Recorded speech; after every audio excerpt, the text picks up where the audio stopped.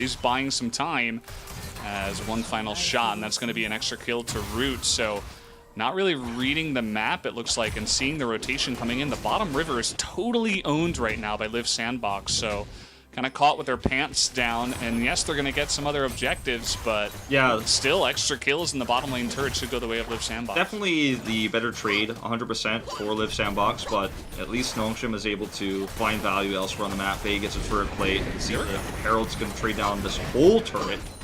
Yeah, they're going to get first blood turret here, actually. Yep. So that's actually a huge deal. I still think that the Live Sandbox trade was slightly better. But, I mean, you have Rift Herald, and you just immediately pivot away from the bot lane. You know that's a lost cause. Gets a second charge as well. And this is Nongshim on the map. They're just always out-rotating their opponents and trying to trade better. This is a bad spot to be. Not again. They're going to get caught here underneath their turret, as that's going to be another kill onto the Jhin. Might be more, because his turret's dead. Yeah, Kellen's just going to die too. He's going to try to flash and make it over to Bay, but that was really desperate. He was never getting out there, and now, after a fantastic game one, he's just been bullied in this game, 0-5, whereas the enemy Samira has 5 of those kills. As now they're looking to trade here onto Rich. Doesn't look like he, he realized this was coming. He was desperately trying to make something happen on the top side of the map and put on pressure, but just announced to him getting killed. What a disaster of a game, unfortunately, for Nongshim. I mean, it started off with the mid lane going terribly for Bay, and they overextended bot, and it feels like Kellen is almost overestimating what Rel's attract and repel stun is capable of doing. Like, when you see some of these moves where he's like, okay, we're gonna make some distance here so we get the attract and repel stun, he gets a 2-man stun off, but it's not gonna save him. It's not gonna save Duckdom either. The turret's low, and it feels like should have just been a faster retreat here. You never want to just give up a turret, but you've already taken some other objectives on the map. Sometimes it's just time to go. Like, that stun is not gonna save you in every situation. It feels like he's so reliant on it. He's 0-5-3 in this game right now, unfortunately. Is just feels like he's feeling like this Rel pick is going to make him invulnerable when he's got that attract and repel link to set up these stuns, but he just keeps dying every time he tries to turn those fights with it. Yeah, I think it's just, you know, a macro positioning error. Like, why are they still under the turret for this long? It should have kind of been sacrificed at this point, you know? If you're getting just absolutely shreked in the bottom lane, you got to try to mix things up and go for a different lane. As I say that, though, they are going to be looking for a dive onto Summit as the Ragnarok comes in here. Bay taking a lot of damage early on. Do they have the damage to burst through Ornn? Yes, they do. So a nice little trade back from the side of Nongshim. They'll be able to pick up a kill onto Summit down on the bottom side. They push the wave to the top lane, though, so it's not just going to be free. They get not only that top pressure onto this turret, may even go down here, as I think it will with the minion wave. They're also going to get the Rift Herald, so Bay stays in bot, and it's just turrets traded here across the board. But getting that Rift Herald could definitely open up this map, especially if they can get this mid turret finally for Fate. He's going to have so much more room to work with the Zoe. And we only really got to see him pop off once in the previous game when he had that zone around the break. Oh, no. This is a bit oh, no. Not again. He's trying to dash away with the Gale Force. Nearly, just barely, it looks like, able to get away here as the Ignite coming out from the Alistair and the red buff from the Graves, just barely not enough to chip him down. But again, you got to be careful. You got to know what Alistair is capable of, especially from ahead. Yeah. And so far, Effort is showing that he's angry with the way Game 1 went, and he's looking to try to prove himself this time around. I mean, Effort's played through a lot of different Alistair metas. This is most picked in Kespa Cup by a large margin, so it does need to be shown a lot of respect, because Alistair's got really strong engage. Can set up a lot of these fights, especially when you have your Rift Herald pushing through. Now that mid turret is gone, and Fate can set up so much more poke damage. I mean, look at what he's capable of doing here, even with just one minion wave. Look at the vision control they're taking away from Nongshim now. Suddenly, Zoe looks like an insanely powerful pick, given the situation. He's got a little bit of extra mobility here with that pickup, too. Oh, Nongshim trying to get in here and force it with the Mega Gnar. Can they try to burst down this Ornn before he gets anything done? Does get the triple knockup, does the Ornn, but he does go down.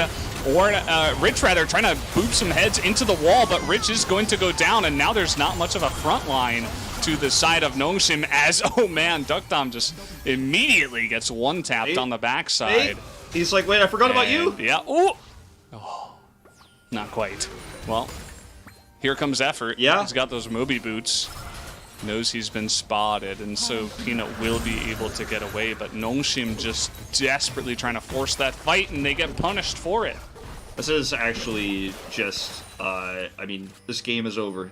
Pretty much. Like, there's 6K up, 12 kills up, but they have the, you know, the only thing that Nongshim really had going for them was that they got those turrets early and traded some of the objectives back to where it wasn't too bad for them. But this is when Fate's like, okay, look at the vision control I have over the map. And he just continually tosses in damage. You can see the knockup is really good as well here coming out from Ornn. And Root is actually just cleaning up house here on the bot side. And Fate goes ahead and takes out Duckdub on the edge. Looks like forgets that Peanut's there for just a second. Probably, actually, if he had realized earlier, would have guaranteed that kill. He doesn't get it in the end, but Zoe's value is insanely high here. It's a completely different build too. The Horizon focus, just going for heal deny, the Oblivion Orb coming out, and I think it's just understanding that you don't need to do max range damage in this fight. You don't need the Hail Mary, you know, passes to win here. You're actually just going to be doing damage for the rest of this game no matter what, because you're in such control over the map that you can just kind of spam damage out because you have such a good front line to support you as well. Well, yeah, I mean, the force of the fight there was pretty interesting. I mean, Duckdown was just full health, full mana on the backside. I don't even think he shot one shot in that fight, and then eventually just got one shot by the Zoe. So now we're kind of trading on the map once again. It looks like, you know, Bay had to flash away from the wraparound there from Effort, and actually this push in the bottom lane works out better for the side of Nongshim, at least for now. So I suppose a decent response, just looking for other objectives on the map while the enemy is pushing the top lane. Seen this movie before, though. Kellen is like, oh, I'm looking for a stun over here with my turret at 5% health. Probably needs to back away. Does back away this time. I thought I was having deja vu for a second there, but thankfully not the case. Although, looking for some vision control and finds himself in a awkward spot for a moment, but he's alright. But yeah, I mean, as you say, Nongshim again getting some better trades, and Rich is just off-laning, side-laning, I guess. Off-lane is what we called it in Heroes of the Storm when he was just off by himself, getting a ton of experience for the team. Very different scenario here, but still, he's great at it, at side-laning, and does get some extra pressure done. And unfortunately, the Sandbox don't have the advantage yet, or the comp that has any sort of dive to just press the go button and push a fight on that top inhibitor turret. It's better to just wait for the next objective, control vision there, and use Zoe to chip everybody away before the fight even starts. Yeah, I mean, we might have a little bit of a lull state in this game. You know, it's not much happening on the map, right? As you mentioned, it's not like Lift Sandbox can just, like, dive turrets at this point, but they're going to be waiting for either Nongshim to make a mistake where they get clawed out and they can get a couple of kills into Baron or maybe an inhibitor. Or they're just kind of going to be waiting for Cloud Drakes and look for the Cloud Soul and then take it in the later stages of the game. I mean, they are so massively stacked right now as Peanut is seemingly alone, but actually he does have Kellen coming in, Duckdom trying to help out, Teleport coming in from Bay, but with the flash coming out, oh, okay, Bay is actually going for this. He is going to use that Alistar ultimate and just, just jumping the gun a little bit yeah. there. I mean, the thing is, like, they were cut in half, Nongshim but they still were able to reconsolidate with that teleport coming in from Bay, and the idea was there, but unfortunately the execution a little bit weak. Yeah, now they're just getting burst down underneath the turrets. The Samira goes in, and you can see that Rich is desperate to get a flank and actually kills the Zoe somehow. So nicely done, I suppose, but he is a bit alone as everybody else in his backline is just being shred to pieces here, as he'll just have to slink away, looking to try to trade a little bit with the Croco, but they're just going to back away. They get that inner turret there, And they're just going to go ahead and back. Yeah. They've got a nice lead in this one. They don't want to force anything at this point in time. Look at the angle that you see the teleport come in from Bay. You talked about the Ornn ultimate that he tries to utilize here. And Summit is off on the edge. He goes in. He's actually trying to set up for this. And it's actually, he gets caught. I thought he was able to steal there, but he actually doesn't even get the steal. So, never mind on that one. Just totally before he can even do anything. Yeah, he took the Alistar ultimate, so he's like, okay, I guess I can just survive forever in this fight. But the second the Ornn flashes, the fight is done. Yeah. Like, you're not gonna jump in there alone from behind, and you know, like I don't get what he was trying to do. Really. I was looking elsewhere in the fight. I thought he stole the Ornn ultimate, but he didn't. And like, if he stole the Ornn ultimate, it's still it's a tough call, but maybe he could turn that around. He's got a bit of a reputation recently for engaging at a pretty aggressive angle. Well, Nongshim, the one good thing about them is that, you know, they're not just going to sit back and die. They will go down fighting. And that's exactly what they're trying to do here. They want to go for the fight. They're looking for the Ornn again. They're going to deny that ultimate coming in here, but do they have the damage as Root is going to get another kill and immediately just shreds that front line down. Doesn't really look like Nongshim have a chance in this one at all, as the Cloud Drake going to be taken down on the back of those 2 kills, or rather 3 kills, and now Live Sandbox can kind of do whatever they want. Yeah, and I think a Baron play is in order with the respawn timers as they are. Going to control vision around the top side of the pit first, and watch Fate in this fight too. He just shoots Kellen. Kellen's half health just from one orb, or one Q connecting their base to the next target, and like, he actually itemized into Leandri's, but you wouldn't believe it based on the burst damage you're seeing from this champion right now.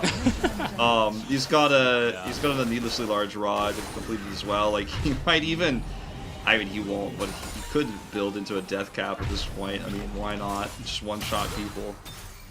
Look at the gold. He's got Magi stacking at the same time, like, you know, just doing Zoe things, trying to imitate Showmaker as best as possible.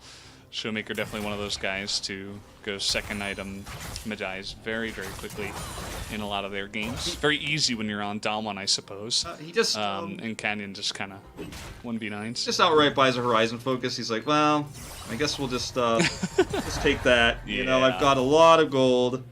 2,500 gold up, I think the difference was between the mid laners in terms of total gold this game, and that's about the cost, nearly the cost of Horizon Focus right there. Just going to put that in his pocket, and now the long-range damage is even more frustrating to deal with, plus the additional vision they're going to have. They've got Baron buff, so the side laning that you're seeing right now for Root is insanely powerful and potent. There's just no way for Nongshim to try to cut through this jungle here, especially without vision control. To stop this, so this should just be a free inhibitor, and Nongshim's like pushing mid indecisively and now backing to try to hope to defend the base. Peanut's like, just wait up, guys. I'm gonna take this inner turret. Don't worry, I'll be there eventually. As the Ornn ultimate gonna knock up Kellen as he just disappears again. And man, there are just so many super fed members on the side of Live Sandbox at this point in time. Rich trying to get it done. The Silas goes 100-0 in about 0.3 seconds. As that's going to be a double kill over to the side of Root. And again, like I said, you know, Nongshim at least make it fun. They're not going to go down without a fight. But at the end of the day, they did die 28 times. And that is going to be the win going to the side of Live Sandbox, as they will tie up the series. Yeah, very much a different Zoe game here for Fate. It was a highlight reel for him throughout the entirety of that game.